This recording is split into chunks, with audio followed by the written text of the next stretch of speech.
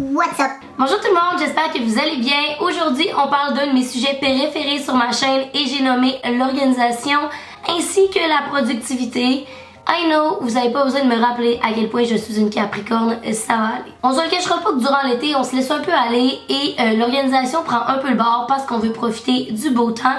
Et c'est bien correct ainsi, mais là, avec l'école qui est bien entamée, avec pour ma part le retour au travail et avec l'automne qui arrive, c'est le temps de s'organiser pour être plus efficace et se sentir épanoui et accompli. Et ça tombe bien parce qu'aujourd'hui, en collaboration avec McDonald's, je vous présente mes meilleurs conseils pour vous organiser et être plus productif et être plus efficace dans toutes les facettes de votre vie, que ce soit sociale, personnelle, scolairement, professionnellement parlant, on va tout y passer et je vous jure qu'après avoir écouté cette vidéo-ci, vous allez avoir vos skis bien alignés vers l'organisation et vers un mode de vie épanoui. Laissez-moi vous le dire.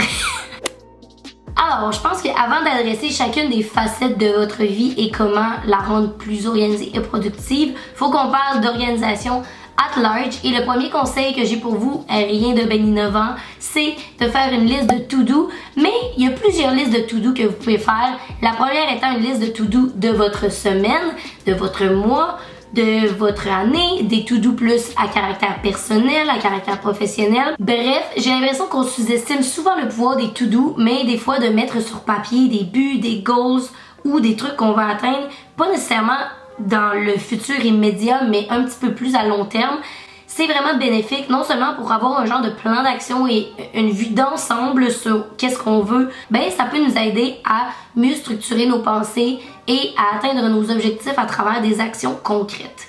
Donc, c'est bien des beaux mots, mais ce que je vous conseille de faire, c'est de faire plusieurs to-do. La première est un to-do par mois. Donc, vraiment, qu'est-ce que vous voulez atteindre dans le prochain mois, là? À quoi vous aspirez? Et après ça, de cette to-do-là, vous pouvez décliner des listes de choses à faire beaucoup plus spécifiques. Comme par exemple, après ça, par semaine, personnellement, je veux faire quoi pour moi? Dans ma vie sociale, qu'est-ce que j'aimerais atteindre? Des activités que je veux faire, etc. Une autre chose qui est importante aussi à ne pas oublier, c'est de prendre le temps de s'organiser parce que ça prend quand même du temps et souvent on va le reporter à plus tard en se disant ok, dans mon calendrier j'ai ça à faire, mais m'organiser n'en fait pas partie, tu sais. Alors moi, ce que j'aime faire et ce que je vous conseille, c'est de vous trouver une journée ou un moment ou un créneau ou 1 heure, 10 minutes si vous n'avez pas le temps pour vraiment prendre le temps de vous recentrer sur vos objectifs et qu'est-ce que vous avez à accomplir. Par exemple, pour moi, qu'est-ce qui fonctionne, c'est le dimanche. Le dimanche, ça va toujours être ma journée un petit peu plus cozy, cocooning, où je vais faire du ménage et tous ces trucs-là bien le fun. Mais c'est aussi la journée où je vais prendre du temps pour m'asseoir et planifier ma semaine. Et ce moment-là va tellement me faire du bien et tellement m'enlever de poids qu'on dirait qu'après ça, les lundis matins sont hyper faciles parce que je sais où je m'en vais et je sais comment je vais m'y rendre. Alors voici une liste de trucs que vous pouvez faire dans ce dimanche d'organisation-là. La première étant, of course, vous faire des listes. Je suis un petit peu redondante, on va en revenir. Ok, merci. Autre chose que vous pouvez faire durant ce dimanche-là, c'est d'envoyer et de répondre à vos courriels. Vous pouvez également prendre le temps de prendre vos rendez-vous. Et la dernière des choses qui est ma préférée, c'est d'organiser votre calendrier de la semaine. Donc de planifier votre horaire de la semaine va ressembler à quoi. Pour ma part, le calendrier que j'utilise, c'est celui-là de Apple directement parce que je trouve que c'est plus simple tout simplement d'utiliser le calendrier qui est sur mon ordi. Et il va également être synchronisé sur mon téléphone, ce qui fait que j'ai toujours à portée de main mon calendrier et mon horaire pour voir qu'est-ce qui se passe dans ma journée, combien de temps j'ai planifié à telle ou telle chose. Autre chose qu'on oublie souvent de planifier dans notre calendrier, qui nous revient pas mal tout le temps en face d'ailleurs, c'est les déplacements. Si vous travaillez de la maison, tant mieux, mais si vous êtes par exemple comme moi à Montréal et que vous prenez les transports en commun pour vous déplacer, ça prend quand même un certain moment, donc c'est super important de prendre ça en compte. Et là, je vous présente rapidement mon calendrier, ça ressemble à quoi? Je vais commencer par planifier par thème mon nombre d'heures par semaine que je vais accorder à chacun des thèmes. Donc par exemple, vie sociale, vie personnelle, vie professionnelle, YouTube, etc. C'est tous des aspects de ma vie qui vont être différents, donc je vais les gérer d'une couleur différente pour ma planification. Et une chose que j'aime bien faire aussi, c'est à chaque dimanche pondérer le nombre d'heures que je veux accorder à chacune des facettes de ma vie. Donc de cette manière-là, en ayant des codes de couleurs et en pondérant, je suis capable de me dire, bon ben regarde, là je vais prendre un break, ou là, telle ou telle couleur est trop en prédominance comparativement au reste du calendrier. Donc ça me permet d'avoir une vue d'ensemble et d'avoir une vie bien équilibrée parce que it's all about balance, you know. On est maintenant rendu à organiser le volet social de sa vie et j'ai seulement 2 conseils pour vous dans cette facette-là de votre vie, mais ce sont 2 conseils qui sont, croyez-moi, très difficiles à exécuter.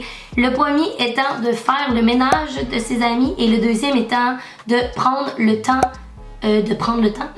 avec les bonnes personnes et avec les bons amis. C'est vraiment probablement les 2 conseils les plus difficiles que je vais donner dans cette vidéo-là, mais les 2 plus bénéfiques parce que plus tu vieillis, plus tu te rends compte que au secondaire, au cégep, à l'université, ta vie tourne autour de tes amis. Et là, laissez-moi vous dire que depuis que je suis sur le marché du travail, c'est plus vraiment le cas. T'as plus vraiment le temps de niaiser avec des personnes qui ne t'apportent rien. D'ailleurs, je crois pertinemment que pour grandir, il faut que tu aies un bon entourage et un bon cercle d'amis. Donc, tous ces gens-là qui vous restez accrochés à eux, mais qui vous avez l'impression que c'est pas donnant-donnant comme relation, que vous trouvez que cette personne-là vous fait pas grandir non plus, parce que oui, vous pouvez être bien avec une personne, mais si ça tourne en rond, puis vous avez des aspirations ou des buts dans la vie qui sont complètement à l'opposé, puis que vous avez l'impression que c'est peut-être que ça vous empêche d'avancer, mais malheureusement, c'est rien contre eux, c'est peut-être des magnifiques personnes, puis je suis certaine qu'ils s'entendent bien avec des gens autres que vous, mais peut-être que vous, c'est peut-être pas un fit, puis que vous êtes rendu ailleurs. Je pense qu'en cultivant les bonnes amitiés, puis les bonnes relations, vous allez vous cultiver vous-même, puis vous allez grandir en tant que personne. Puis de là va venir la deuxième conseil qui est prenez le temps avec les bonnes personnes. Ben prenez le temps de planifier du temps avec vos amis parce que vous allez trouver le temps. Combien de fois j'ai dit temps dans la même phrase? Vous allez trouver que c'est long. Alors abordons la facette de vie, travail ou école qui est probablement la facette qui est la plus importante pour vous présentement parce que c'est celle dans laquelle on passe le plus de temps. Et laissez-moi vous lire une citation qui vous connaissez probablement et qui m'inspire au quotidien qui est « Choisissez un travail que vous aimez et vous n'aurez pas à travailler un jour de votre vie » et j'ai jamais lu quelque chose d'aussi accurate et c'est d'ailleurs mon conseil pour vous. Ma plus grande peur, là, moi, quand je suis rentrée sur le marché du travail, officiellement là, en tant que professionnelle, c'était d'être engagée dans un job qui allait devenir routinière et qu'au day-to-day, j'allais plus apprendre autant qu'à l'école parce que j'adorais l'école puis j'adore apprendre. Puis ben maintenant, je me rends compte que c'est tout le contraire parce que quand tu trouves une job ou un programme que t'adores, t'es de plus en plus curieux et tout ce que tu veux, c'est en apprendre davantage sur cette facette-là, sur ce monde-là parce que ça t'intéresse et tu veux devenir le meilleur dans ton domaine et veux pas. Je pense que c'est ce qui fait que tu restes longtemps dans un job, puis je pense que c'est ce qui fait que tu vas être heureux dans la facette travail, parce que le travail, c'est pas une transaction pour faire de l'argent, puis si vous pensez que c'est ça, mais malheureusement, vous êtes peut-être dans le mauvais domaine parce que vous allez être malheureux très longtemps si vous rentrez en vous disant « Bon, j'attends juste mon chèque dans 2 semaines ».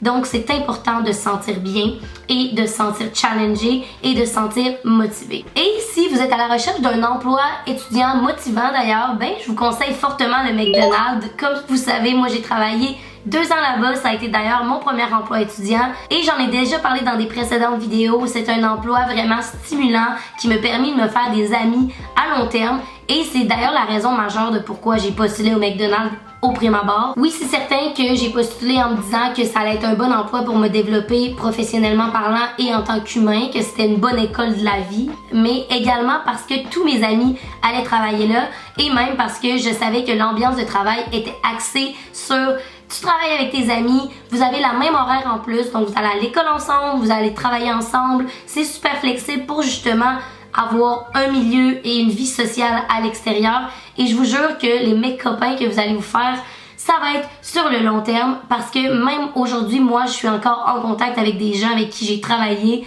au Saguenay à l'âge de 16 ans. Donc mon conseil pour vous, le premier, c'est de se questionner sur si vous êtes bien réellement. C'est le début de l'année, vous pouvez le faire. Puis même si c'était en plein milieu de l'année, vous pouvez le faire aussi. C'est maintenant que vous pouvez apporter un changement sur demain.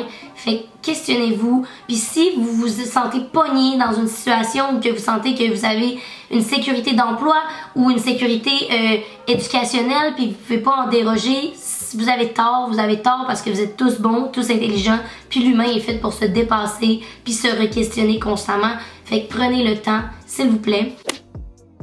Parlons maintenant des conseils et astuces pour reprendre votre santé physique en main parce que Généralement, avec l'été, il y a un petit laisser-aller. On va plus souvent dans les restos, on boit plus d'alcool, on s'entraîne moins parce qu'on a moins le temps, parce qu'on est dans des activités. Mais là, c'est le moment de réattaquer le tout. Et le meilleur conseil que je peux vous donner, c'est probablement d'investir un petit peu dans un entraîneur ou dans un plan d'entraînement, peu importe. Si vous commencez à vous réentraîner comme ça, sans l'aide de personne, je peux vous garantir que votre motivation va être à moins 1000, puis que peut-être pendant 2 semaines vous allez vous entraîner, mais vous allez peut-être le faire d'une manière démesurée par rapport à qu'est-ce que vous pouvez réellement offrir. Et si vous êtes comme moi, ça va faire que pendant 2 semaines vous allez être bien motivé, et après ça, vous allez tout sacrer cela et vous allez recommencer à manger des Doritos dans le temps de le dire. Donc de là mon point d'investir un petit peu d'argent, parce que investir dans votre santé physique, c'est investir dans votre personne, donc je ne vois pas l'inconvénient. Et c'est surtout que ça va vous aider à avoir des guidelines plus réalistes et peut-être plus professionnelles que de la chose, peut-être d'aborder un petit peu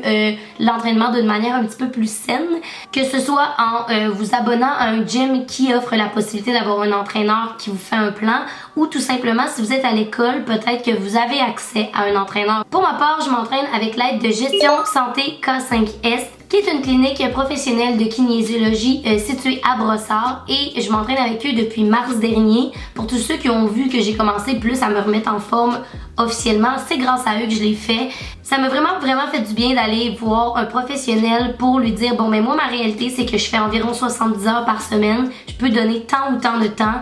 Et à travers tout ça, j'ai dit qu'est-ce que j'aimais dans l'entraînement, qu'est-ce que j'aimais pas. On a pris en compte tout ce que ma réalité en fait pour me bâtir un plan sur mesure. Et le fait qu'ils me suivent au quotidien m'aide aussi à rester motivée et à adapter mon plan dépendamment des situations. Moi, j'ai commencé à m'entraîner avec eux quand j'étais à Sherbrooke et eux sont à Brossard. Donc, ce qui faisait que je m'entraînais à distance avec eux, mais c'était possible de le faire grâce à leur application qui ressemble à ça juste ici. Et sur cette application-là, ben, il y a des vidéos explicatives, il y a le nombre de répétitions, bref, il y a mon plan sur mesure. Et c'est pas si cher que ça, honnêtement, un entraîneur privé, là, pour ce que vous pensez que c'est vraiment pas si cher que ça. Pensez-y comme un investissement, c'est comme si vous alliez une fois au resto par mois environ le coût. C'est vraiment très abordable. Un peu dans la même ordre d'idée que la planification les dimanches, mais lorsque je planifie ma semaine, je vais également planifier mes repas de la semaine, que ce soit en regardant des articles sur des blogs santé ou en regardant ou en feuilletant sur Pinterest. Je vais trouver des recettes que je vais faire durant la semaine et ça va également me planifier ma liste d'épicerie à aller faire, en sachant que j'ai une liste avec des repas précis à faire. D'ailleurs, si vous voulez une vidéo complète sur ma routine d'entraînement, sur mes changements que j'ai faits pour ma santé physique, vous me le direz dans les commentaires, parce que sur Instagram, il y a beaucoup de gens qui ont porté de l'intérêt à ce sujet-là et ça me ferait super plaisir de vous filmer ça. Passons maintenant au dernier volet qui est probablement mon préféré, et c'est celui-là sur votre santé mentale, comment réorganiser ça, ce cerveau-là pour se sentir bien. Et j'ai plusieurs petits conseils pour vous. Le premier étant de vous booker du temps pour vous. Je l'ai abordé un petit peu dans la section organisation en début de vidéo, mais c'est super important de se planifier du temps pour soi et pas juste le temps que tu mets là pis t'es comme ah, ça j'ai du temps libre fait qu'à guess que je vais profiter. Non, bookez-vous des plages horaires où là c'est vous à 100% qui est la priorité. C'est vraiment important pour avoir une bonne balance dans la vie et être plus proactif et prêt à travailler ou à vous dépasser ensuite lorsque vous revenez sur un sujet qui n'est plus votre personne. Autre chose que j'aime bien faire en général, mais surtout lorsque commence une nouvelle année ou que je suis dans un nouveau chapitre de ma vie, c'est de prendre le temps d'aller consulter, même si j'ai pas de problème. Il y a tellement de tabous dans notre société sur le fait de consulter alors que ça ne devrait pas.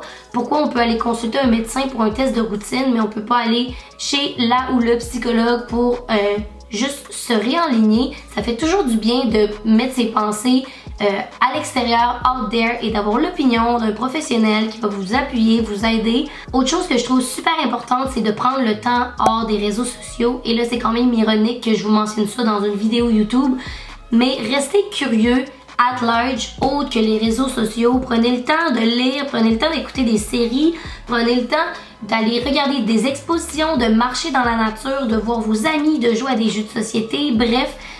Prenez le temps de décrocher de cette bébête-là qui est les réseaux sociaux, parce que souvent, on se re-questionne et on est dans le trop plein du day-to-day, puis de juste ce monde-là qu'est les réseaux sociaux, alors que le monde en général est tellement plus large que ça. Je vous conseille également de ne pas sous-estimer le pouvoir d'une routine du matin et d'une routine du soir. D'ailleurs, vous me direz en commentaire si vous voulez que je vous filme ça sur ma chaîne très bientôt parce qu'elle a beaucoup changé depuis que je suis rendue avec un horaire de 9 à 5. Mais ne jamais sous-estimer ce pouvoir-là parce que si vous vous levez le matin en consacrant votre vie au travail et que vous vous recouchez le soir en n'ayant pas pris de temps pour vous pour décrocher, ça peut venir long très vite puis ça peut vraiment affecter votre mental. Donc que ce soit en vous levant 1 heure plus tôt ou en commençant plus tard ou peu importe comment, c'est quoi votre situation puis qu'est-ce que votre vie vous le permet, mais prenez du temps pour avoir une routine où vous allez que penser à vous, où vous allez décrocher, où vous allez faire de l'exercice, peu importe qu'est-ce qui fonctionne pour vous, mais pour avoir votre routine qui va faire que vous allez vous lever le matin et la première priorité de votre journée, ça va être votre personne et la dernière chose à laquelle vous allez penser, c'est votre personne aussi. Ça va vraiment, mais vraiment vous aider. Vous allez être encore plus efficace après au travail ou dans toutes les autres facettes de votre vie, que ce soit l'école, votre profession, peu importe. Et le dernier conseil que j'ai pour vous, en fait, c'est une bucket de plein d'applications que j'utilise pour me sentir bien. Et les applications que j'ai à vous présenter, en fait, c'est premièrement Headspace, que vous connaissez probablement, qui est une application de méditation que j'adore. Puis même si c'est pas que pour le soir, des fois je l'utilise pour m'entraîner, des fois je l'utilise quand je marche. Donc il y a plein de moments où j'utilise Headspace. Puis ça me permet vraiment de me recentrer sur ma personne. Autre application que j'adore utiliser, que j'utilise un peu moins pour être honnête, mais c'est My Life. C'est comme un genre de journal sur ta journée où tu peux dire comment tu te sens présentement, tu mets les pour et les contre de ta journée, les aspects positifs, par exemple, je suis allée prendre une marche, j'ai trouvé ça beau. Puis tu peux même apposer des photos, puis ça te crée un journal de souvenirs. Puis ce qui est cool, c'est que ça te permet de te refléter sur ta journée puis te rendre compte que peut-être que ta petite chose de ta journée qui a fait que tu penses donc tu as passé une mauvaise journée, mais finalement tu te rends compte que tu t'es levé, tu as eu un bon déjeuner, tu as eu des bonnes discussions avec tes amis, puis que finalement ça contrebalance, puis il y a pas mal plus de positif que tu le penses. T'sais. 2 autres applications que j'adore, c'est l'application Forest que vous connaissez, que j'en parle souvent sur Instagram. C'est une application qui te permet de freeze ton téléphone et de planter des arbres virtuels et que ce soit pour étudier en fin de session ou lorsque je suis dans un rush de travail, ça me permet de décrocher, mais aussi quand je veux décrocher pour vrai, là, mettre un arbre, planter un arbre puis ne pas toucher à mon téléphone du tout, je vous jure que c'est vraiment bénéfique. Et la deuxième, c'est CoStar, qui est une application d'horoscope et d'astrologie. J'adore cette application-là parce qu'au day-to-day, ça va t'envoyer des petites notifications sur ton horoscope du jour, comment tu devrais aborder ta journée. Puis tu sais, vous y croyez ou vous y croyez pas, mais pour moi, ça m'apporte un genre de un petit guide spirituel si vous y croyez. Moi, j'adore ça. Donc, c'est plein de petites applications qui, selon moi, peuvent vous aider à votre morale au quotidien. Donc voilà, c'est ce qui conclut cette vidéo-ci. J'espère que vous avez apprécié. Je tenais à remercier encore une dernière fois McDonald's d'avoir collaboré avec moi. Et comme vous le savez, McDonald's offre des emplois étudiants qui vous permettent de concilier votre vie professionnelle, votre vie scolaire et votre vie sociale, tout en vous permettant de tisser des liens et de faire des rencontres exceptionnelles qui vont probablement perdurer dans le temps. Je vous le jure. Si vous voulez plus de vidéos de ce genre, vous avez juste à me le dire dans les commentaires. Et nous, on va se revoir très très bientôt dans une prochaine vidéo. Bye!